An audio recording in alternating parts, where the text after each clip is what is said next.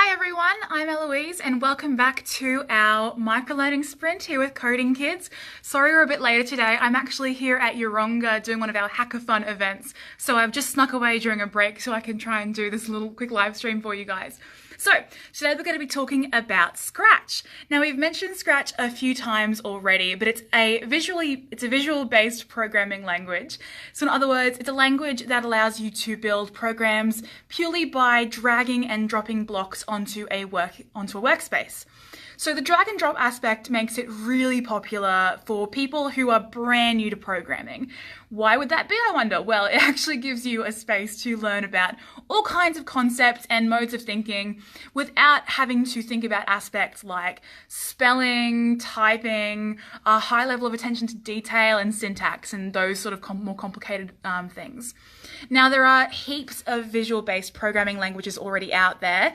One of the great things about coding is the skills that you learn in one language are often completely transferable to another. So once you have skills in Scratch, you'll actually be able to pick up another one super quickly. So I'm going to just try and flip my screen around really quickly and I'll show you. Here we go. And we have Scratch just in front of me. So first of all, we have our workspace, which is just over here. And this is the large grey area on the right, and it's where all the magic happens, so to speak. So here is where we can drag all of our coding blocks from over here. We can drag them onto the workspace, and we can put them together to build a program, basically, as you can see just here.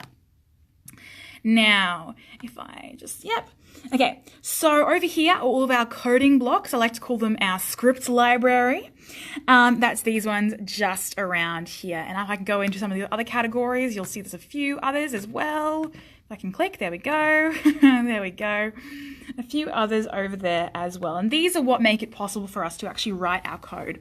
So as you can see, there are 10 different categories of blocks color-coded to make our lives much easier.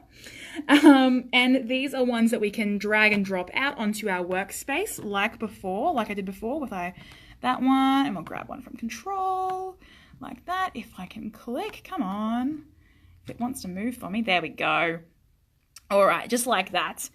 And we connect them together. If I'll do one more just to show you, we connect them together just like that. And each category is named very appropriately.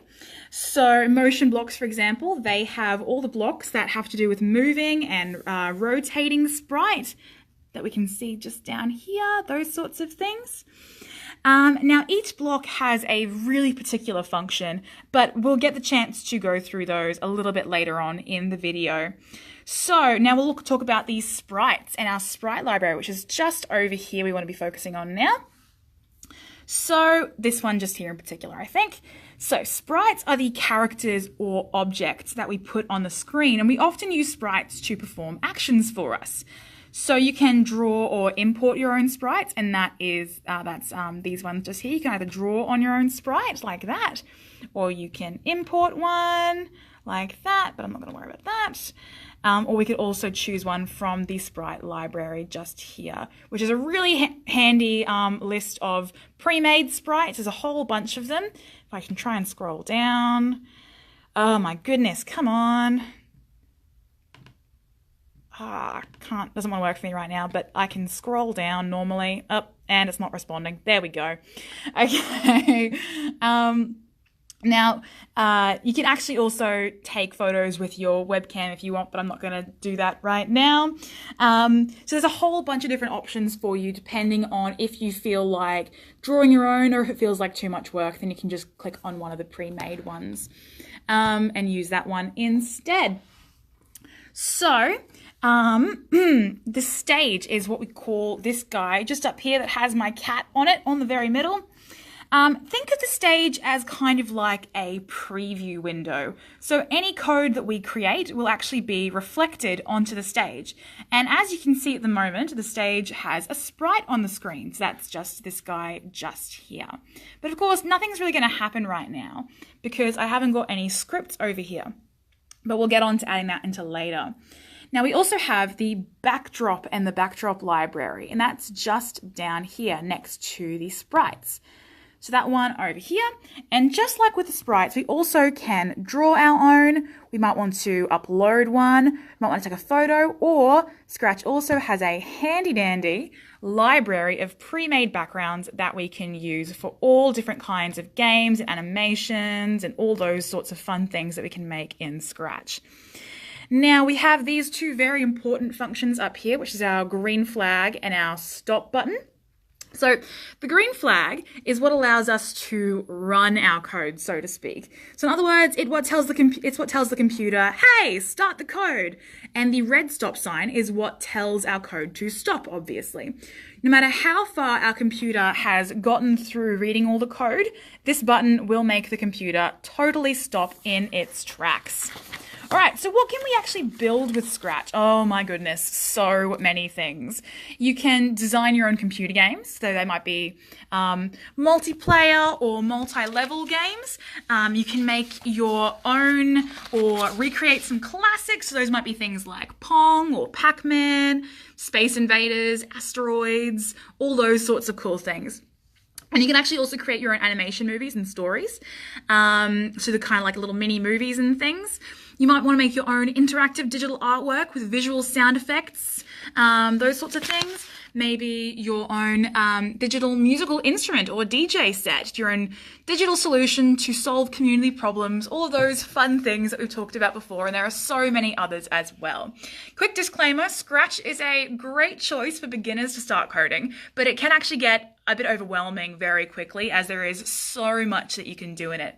If you're a total newbie to Scratch, there's a huge number of things to learn. But remember, you can always start really, really simply.